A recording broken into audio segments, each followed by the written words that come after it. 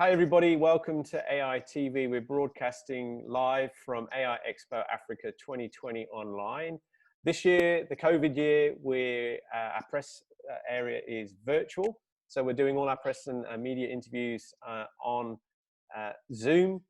And it gives me great pleasure to welcome Kaveer Beharee, who's the CEO and founder of Ubiquity AI. Kaveer, welcome to AI TV. How are you? All good, Nick. Thank you so much for having me. And, congratulations on an unbelievable event that I think has blown expectations in a post-COVID universe. Thanks well a lot. Done. Appreciate it. Plug over now. Now we want to learn about you. This is really about the interviewee. It's really about your business and what you're doing in the fourth industrial revolution in Africa. Kaveer, and just before we started this, we were talking about some aspects of the narrative around AI, but tell us about Ubiquity and tell us about your thoughts on where we're all heading in this new revolution. So at Ubiquity AI, it's founded on a single purpose, and that is democratizing access to information. Quite simply, it's this. We need to seek ways to provide information to everybody. If you look at every single economic model that you learn about at university, every model is based on the premise that all role players in the economy have equal access to information. Whereas you and I know that that just simply is not true. So how does one apply that reality to pragmatic solutions that can change the world? AI chatbots is one of them. Well, what can an AI chatbot do? Well, in an information age, it can provide a steady stream of stable information. Before we had a problem with lack of access to information, today we've got a problem with access to too much information, which has had the opposite effect of becoming disinformation. So where does that actually help people in the real world? I'll give you the best example. Financial literacy, access to financial education. I spent 2 years in Parliament as Parliament deliberated over the debt relief bill, listening to everybody from the micro lenders to the debt collectors to the DTI to absolutely everybody talking about why do we have a household debt crisis in South Africa? And everybody agrees. It's lack of financial education. And it's hardly surprising if you look at the level and quality of education over the past, well, prior to 1994. So what can a chatbot do? Can reliably provide access to education and perhaps get service providers to pay for it, because now we're providing a bridge between the two that hopefully mitigates the risk to the credit lender by having access to the consumer all the time. That's one thing. And then we saw in COVID-19, where up until today, people won't wear masks, they won't listen to health advisories because a Breitbart has a completely different theory about what is more effective. Yep. So there are very practical benefits for democratizing access to information that businesses and industry today can adopt, and it makes perfect business sense to do so. So we build chatbots that are purpose-built to address those problems.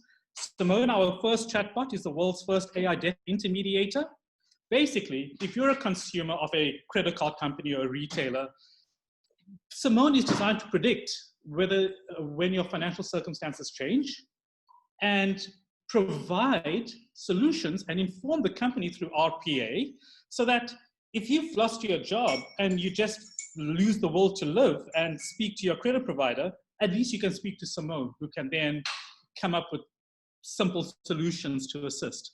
That's a lot better than the alternative of you hiding under the table and being blacklisted and having your life destroyed through bad credit. So these are pragmatic solutions. Where we see chatbots going is that companies see chatbot as a way to save a few bucks here and there through automation. We actually see a far greater role for automating communications in the world. And we spent 4 years in R&D. We didn't rush out like some of our competitors. And let's face it, chatbots don't have a good reputation, but we spent 4 years in R&D, probably another 6 months more to go before we launch, because we've just spent all our time, all our resources trying to fix every market problem with the technology that we have today. And if we have time, I can go into the many, many problems with chatbots and what we're doing. But I mean, in a nutshell, that's who we are. Yeah, that's great, Kaveer. I mean, you know, I've had some fascinating conversations over the last week and this week. The interviews are ongoing. You know, and I spoke to Guy Kirkwood, who's the chief evangelist at UiPath, and you know, this idea of a robot for every person is a vision, a bit like Bill Gates. You know, in the early '90s, when he was saying, you know, a laptop or a desktop PC for every person. You know, and I think broadly speaking, you know, we're getting close to, you know, this is a computer now. It's in everybody's hands. So, you know, if I look at all the plane and travel cancellations that happen globally because of COVID, you think of all the people now wanting to contact an airline, probably the longest hold you normally ever make if you ever call an airline right now. But chatbots can solve that problem. You can start interacting with, as a consumer, with the supplier of that product or service, and you get broadly good feedback. You're essentially looking for directions as a consumer, and chatbots can deliver on the standard, routine, mundane type questions that you normally might be on a phone for 20 minutes and hold, and you only want to ask one question. But I think the problem is, you know, making them, you know, got a narrow focus for a chatbot. But when it gets more generalized, I think, you know, where are we on that sort of general ask a bot any question type? Where are we on that journey right now?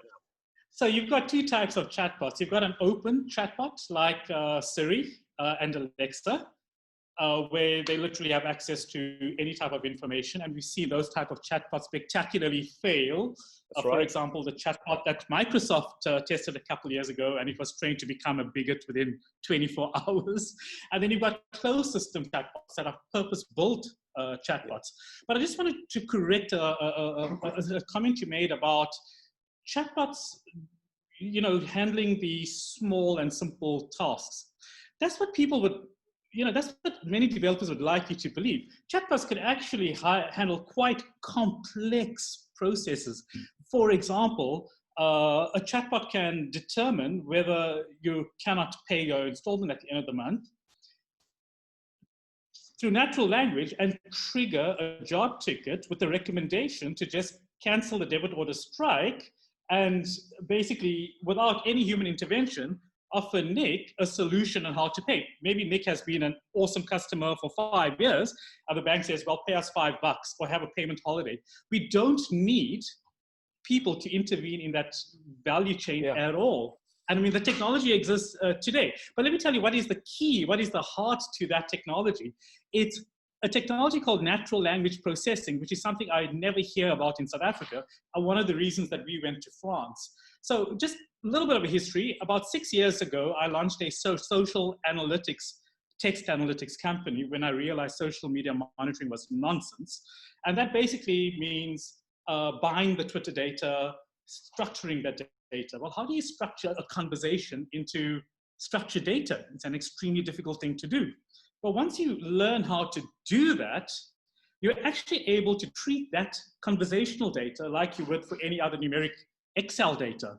And that is actually the key to our technology, because then we're actually able to trigger and do all kinds of cool things autonomously. And that is generated just from conversational data, like the conversation we're having now. So chatbots are not just, you know, there for like the low-hanging fruit and the low-value tasks. You can actually do quite complex stuff with chatbots right now. I think that it's a pretty new and niche field, not just in South Africa, but globally. But once people start becoming more au fait with what NLP could actually do and understand what you can do with the data that we are now exchanging, you'll find a whole new universe opens to what companies can do with every single engagement with their customers. And that's why I say, what is the biggest potential of AI? It's to make the world a smaller place and democratize access to information. That's it's probably we spent so many years in R&D. Yeah, look, I mean, a gross simplification by me there about, you know, obviously they can handle the mundane, but yeah, I mean, I think there's an example locally with a bank that's actually, a chatbot takes a customer all the way through the sales of an insurance policy, for example. So yeah, they, as you say, they can do much more complicated tasks than most people realize. I mean, just to wrap up, Kaveer, I mean, where do you see the future for this technology and your own business? You're based in Cape Town, as I understand it, but where are we heading now with this technology? I mean, you may have seen in our own show, we used a synthetic host, Vicky. You just type in what you want the host to say, and then she's generated. I think most people were broadly convinced that it was a real human. Sometimes the language, a little bit, you can tell, but we're there. I mean, this NLP, NLG, text to speech is definitely something that's been cracked now. But where do you see now the future for this technology? Right. So we focused on specific problems. The specific problem that we've developed, our first chatbot that's going to market, is the AI debt intermediator.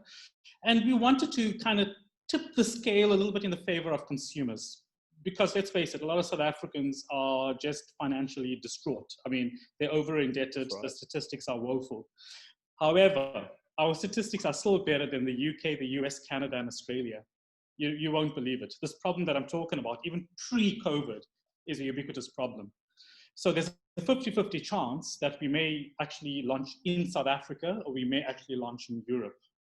And that depends on the level of market appetite. We've got a pipeline in Europe, we've got a pipeline in distribution network in South Africa.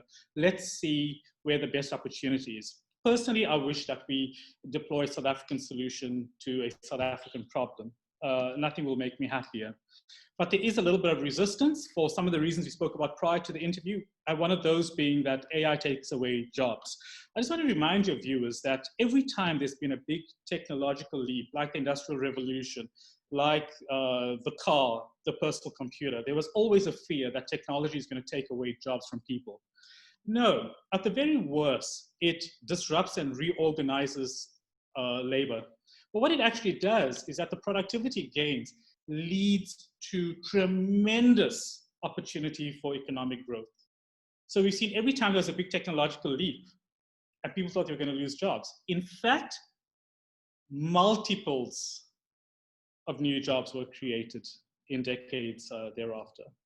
So AI is not going to take away jobs. AI is just going to find new opportunities to create new and better jobs. Hopefully, more enjoyable ones like coding and programming and fun stuff. Yeah, look, I mean, I think, sorry, Kaveer. I mean, just to sort of wrap it up there. I mean, I totally agree with you on the net job total. I mean, there may be a decline in some industries, and I think I looked at a graph from the last 150 years of employment in America. And, 150 years ago, the biggest job category was agriculture, people in the fields growing food. Now that's still a category that exists, but it's been mechanized and automated and et cetera, et cetera. But it still exists as a category. Where the shift has been is about people designing new machines, doing R&D on technology for seeds and crops and research. So it's spawned a whole set of new industries off the back of a very traditional mandrolic industry. And I think we had a conversation with Fred Werner at the head of the ITU, AI for Good. We're still in the pre-standards phase of this technology. It's very, very early days, and we're seeing some early wins with some of the technology now, with compute and cloud being cheap and accessible, particularly for startups. It's never been a better time to be a tech entrepreneur. So I just want to wish you well, Kaveer, with Ubiquity AI, driving the chatbot revolution, not only here in Africa, but obviously setting your sights on Europe and the US. And I just want to say thank you for joining us here on AI TV, and look forward to seeing you at the show next year, whatever form we take, whether that's face-to-face, online, or some kind of hybrid. But yeah, we've definitely changed this year around the world. And I want to thank you for your support and joining us at the show. And we'll see you next year. It's been an absolute pleasure, and a 2 thumbs up for your team's hard work. I mean, gosh, no automation there. It was just elbow grease, and you guys did an unbelievable job. Yeah. Just one thing, quick word that I'd like to say is that I think you could play a huge role, and you are playing a huge role in actually flying the flag for AI and automation, particularly in the public sector, where I feel that accountability and service delivery could be so much, can be enhanced by factors, had they just come and had a look at some of the technologies you've been showcasing. Just the thought, yeah, perhaps. Well, we had Minister Abrahams at the show, opened the show this year. One below the president. We just need to get to that next level, the final level. But yeah, there's definitely a conversation there. But Kaveer, many thanks for joining us, prompting such interesting discussions, which is what AI TV is all about. And yeah, we'll see you next year. Cheers, Nick. Thank you. Bye.